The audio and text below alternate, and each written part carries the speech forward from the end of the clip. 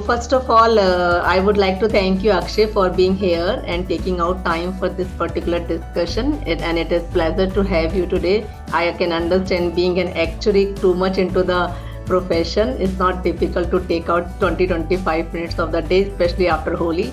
So before I start asking my pointers or the questions or the points of discussion, can you please brief about yourself to the people who are looking after this?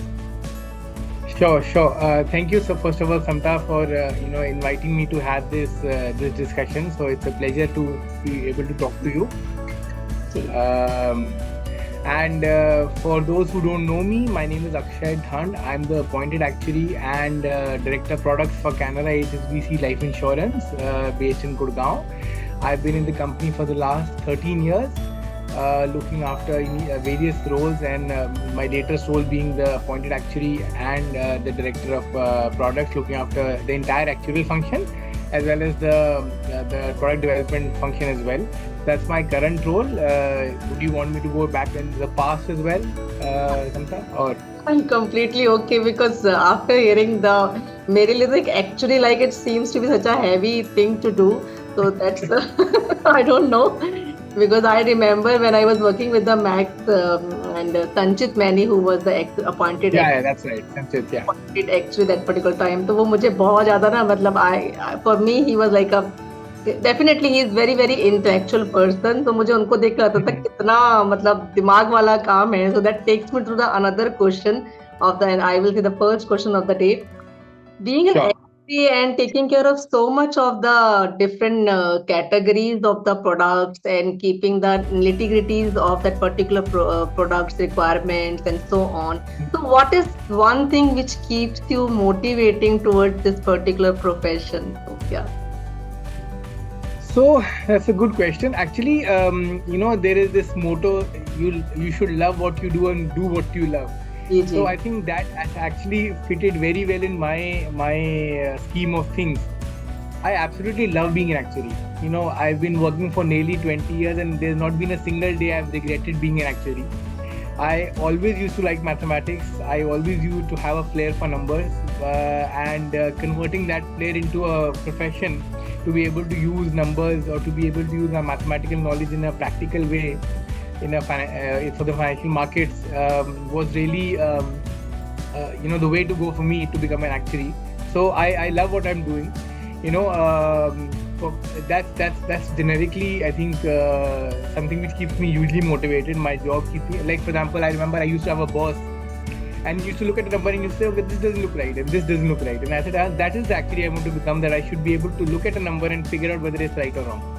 So for me, and I think I have reached that stage now.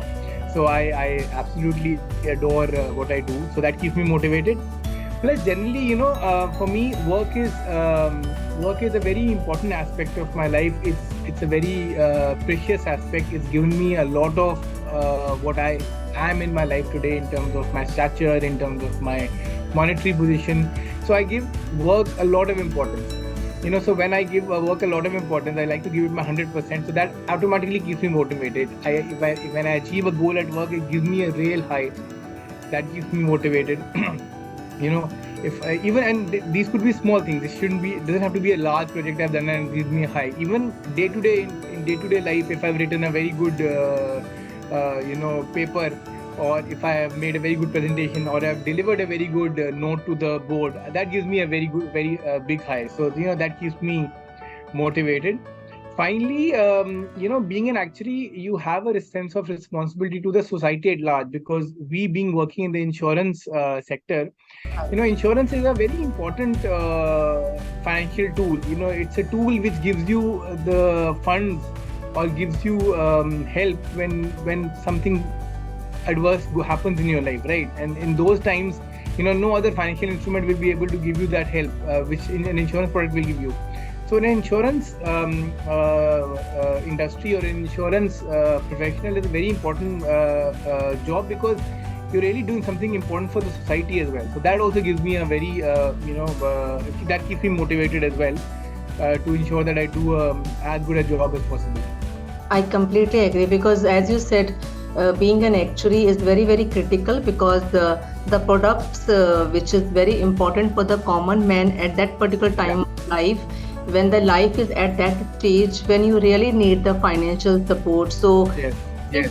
which actually raises every point which you contribute as an actuary is definitely makes a huge difference in the common person's life. Even I'm sure people may not connect that much easily, because for them that particular point of time, the salesperson or the person who helps them to achieve the claim of that particular amount, for them that particular person is very important, because they are direct contributor in getting those money or the claim when they really need it. But I can really connect that, because I have myself worked with the insurance sector for 7.5 years, so I can really understand. That is why I was telling you, I have seen Sanchit as an actuary to be like too much devoted into his work or the paper, and I can really think about the way you are talking about is making a difference on the product itself.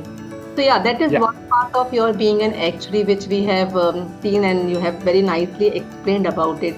But on the other side, you are also a leader, an important leader in the insurance organization like you're working in. So if I have to ask you, what is your leadership style, and what is how you manage that particular another important role of your organization? So, Samta, for me, leadership obviously means it's not just being a manager of a function or a head of a function. It's wider. It's a much wider role than that. It's contributing towards the welfare of the employees, and it's also contributing towards the larger business, requirement or a business strategy for that matter. So, as a leader, one has to combine these two things besides just simply getting your job done and stuff. So I will split this into two parts. The first part is obviously the functional leadership role. For me, I always tell my employees that you are a very important asset to my company, to my team, and if I'm able to take care of you well, I'm expecting good results out of my business. So an employee happy will automatically mean business happy, right? So I always tell my employees, whenever I take them on board or wherever when I'm constantly counseling them on various aspects, that tell them the importance of the role they are doing. How does it fit into the bigger picture? How key they are? How much key they are to the overall management and the growth of the business? And then demand from them the sort of responsibility or responsible attitude which is needed. And then I tell them, in turn, I will ensure that I give you the career growth, I give you the monetary and the career aspirations which you have. I will take care of all of those, but provided you give me the desired output as needed. And how for me it's very important for me to explain to them how their work connects to the wider business. That's one thing which I take care in my leadership role, and that's one of the reasons I have a lot of employees who've been there with me for a very long time. In fact, till last year, all my direct reports were with me for at least 12 years. Wow. 10 to 12 years. So that is the one thing which I have particularly taken interest in. Second thing is, as a business enabler, and especially being an actuary, I find actuaries do not necessarily use their knowledge as effectively as they could do to enable the business. Even if as per the regulation, an appointment actually has to sit on the executive committee, report directly to the CEO, sit on various board committees and all, as in ITs and stuff. But despite that fact, I find historically actually a very back-ended kind of leaders. Right. They're just doing juggling around, doing the numbers, and not really so focused on what's happening in the wider business. So for me, another important aspect is to ensure that how my knowledge can be used to enable the business to grow in a productive and in a profitable and sustainable way. So I'm constantly meeting other departments in terms of sales, finance, underwriting, operations, and figuring out how I can contribute or how the team can contribute using their actual knowledge for the betterment of the business. So when you are a leader, you can't just look at your own function. You have to look at the wider thing, and it's great that you have the actual background to be able to support people in a wider way, in a very positive way as well, because you do have the financial knowledge to be able to support them. So for me, leadership is not just looking at one aspect. Obviously is the functional bits, other aspect is the wider business bit, the strategy bit, which has to be taken care of. Very nicely, you have covered every aspect, Akshay. Very honestly, I can really relate to this, the new concept which is coming nowadays of an open office, no cabin office type of environment in the corporate cultures. Because in my last organization, when I was working with the Diageo, and they have also come out with this concept of open offices, because as you said, being a leader, you cannot just lock yourself with the number games and can come. आपको एक कमरे में आप बंद करके नहीं रख सकते हैं. You have to really understand the broader aspect. You have to really meet the people. And secondly, the way you just mentioned about that makes you also aware about what is happening around, as well as it also keeps the door open for the others to come and share with you. Correct. There is something which can make people comfortable about it, so that they know मेरे यहाँ पे हैं अक्षय, मैं उनसे जाके बात कर सकता हूँ, कर सकती हूँ. Absolutely. So absolutely. I remember when I was working with the Max, when I used to go to the senior management room, so we were very comfortable going there, because that atmosphere of the leadership, openness of talk about like whether it is Prashant now, who is the CEO of them and the managing director of the Max, whether it is Prashant or Rajesh that particular point of time, or anybody like Sumit Rai, so on. It was so much comfortable to go and talk to them on any of the topics, because we know that is the leadership style of their working. They are very much comfortable. They are very open and transparent to come and discuss the way you have just described about your leadership style, which is definitely a very long-term approach and give a success to every leader. Like you said, you have a team who is working along with you for the 12 years, which is a very, very big achievement if you ask me. Because a big thing is to keep yourself happy and keep your environment happy is one of the great achievements for me as a leader. That is what I have personally experienced working with the great leaders. I just mentioned a few names out of that. So that takes me to the another point. Like now I have seen that based on your profile, you have worked in the two parts of the globe. One is definitely the current where you are in India, and the past you were in UK. Like, is there any major difference you have seen from the leadership style or from a compliance or a corporate governance perspective, or you think there are similarities around it? So there are similarities, Samta, you're right. I worked for about 7-8 years in the UK, and then now I've been 13 years in India. So, definitely there are similarities, because at the end of the day, everywhere the business is trying to pretty much do the same thing. Trying to grow the business, acquire more customers, give good returns to the shareholders, engage all the various stakeholders. So the essential part of the business around the world is similar. UK and India are even more similar, because we have a history together. So we tend to India tends to follow UK in a lot of aspects. So right. that is there as well. The stakeholders are similar. The distributors are there, similar. The customers are similar. Regulators are there. Shareholders are there, and so on and so forth. So the broad base is same. Even the actual professionals are similar. What is different is obviously the fact that the stages of evolution of all these stakeholders and the industry is quite different. Talking specifically about the insurance industry. Now the UK insurance industry is like many years old. The first life insurance company in the world was formed in the UK in the, I think, 18th century or something. So it's that old. In India, we had LIC till 2000, and the private sector was it was open to the private sector only after 2000. So the level of evolution of the industry is definitely different. Now that actually creates differences, some subtle and some large differences in various aspects of operations of the industry, which in turn then affect the compliance requirement, which in turn affect the leadership style and all and all. For example, just to give you a very small example, in UK there is no concept of filing use. If you want to launch a product, you can simply create a product, price it, get approval from your internal stakeholders that needed, and go ahead and launch the product. In India, till very recently, you had the full and fledged file and use mechanism, which has now been converted into a use and file mechanism for a good section of products, but still there is file and use for one big chunk of products as well. So so that is one example of how governance and regulations are much more evolved in the UK. It's much more principle based, the regulations in UK. Another example, for example, solvency regulations. In India, we have prescriptive Solvency 1 regulations, which are basically formula-based numbers.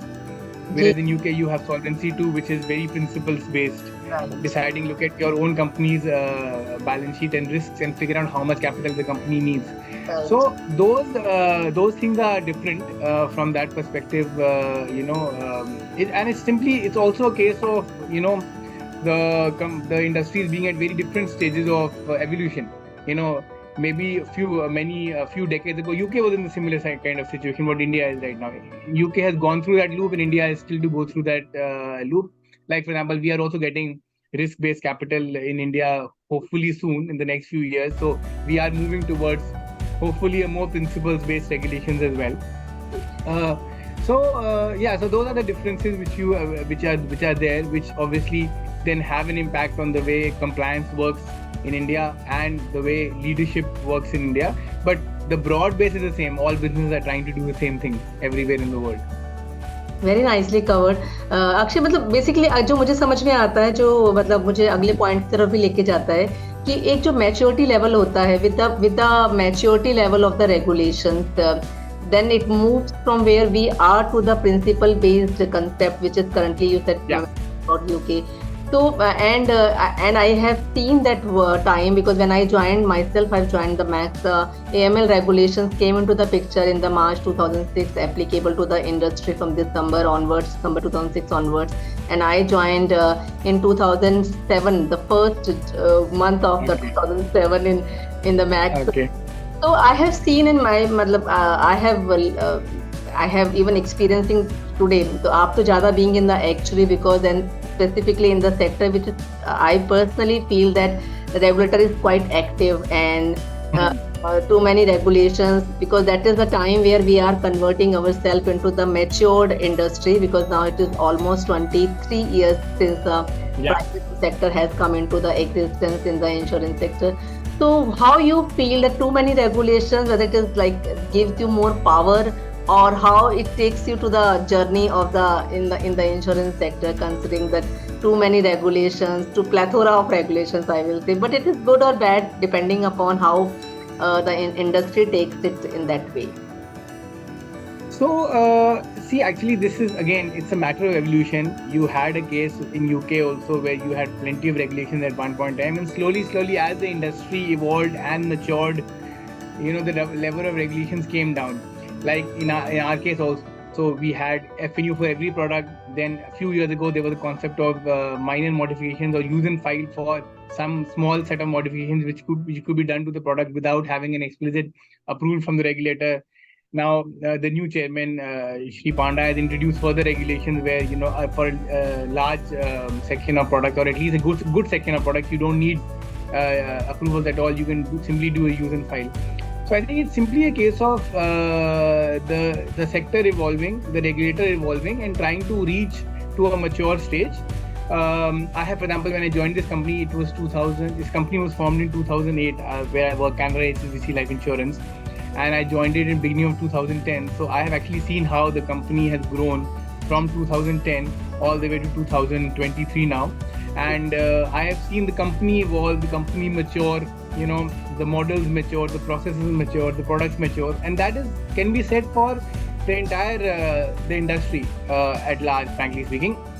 And you will find that the regulations slowly will start getting into more principled way, and eventually people will get more of a free hand to do what they think is appropriate.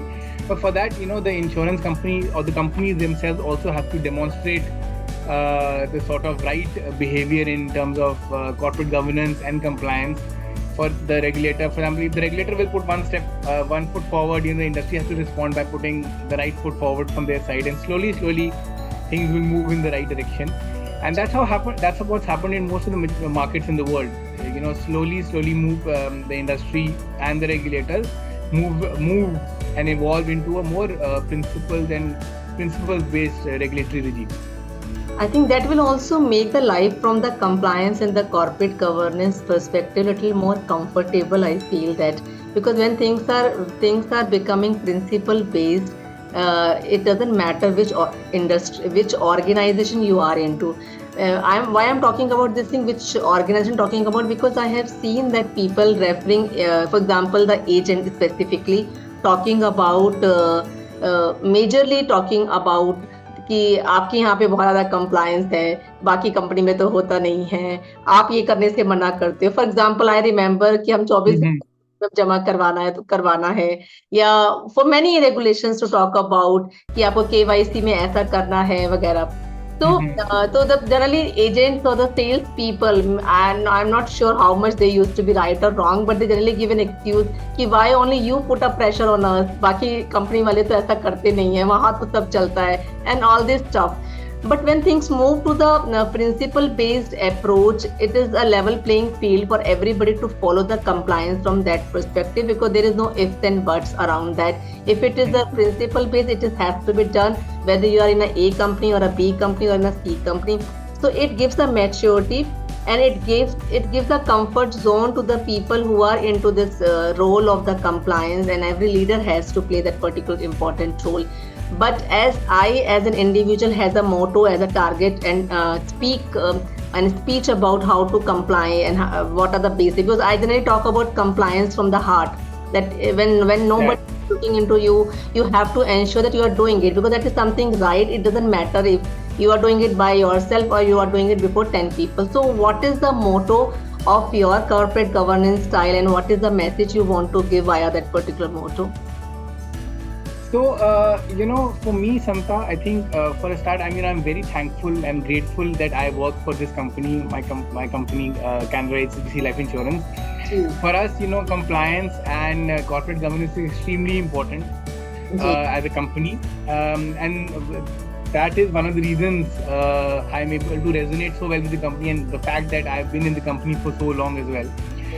For me, it's about being compliant and doing the right thing in not just letter but also in spirit. I think that is the most important.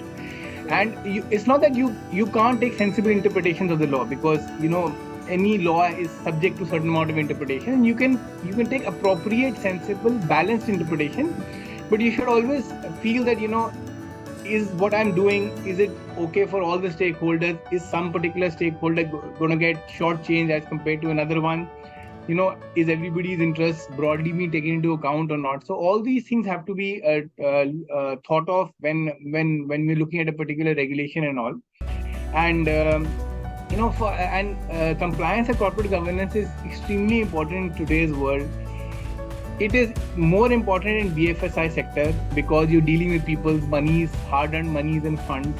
And I cannot stress upon the fact how important it is in the life insurance sector. When you are sitting in a life insurance sector, you are writing, I am designing a product which you pay, say, for the next 10 years, and you are covered for the next 100 years. Most of us are not going to be alive when that product might require a payout to be made. Who knows?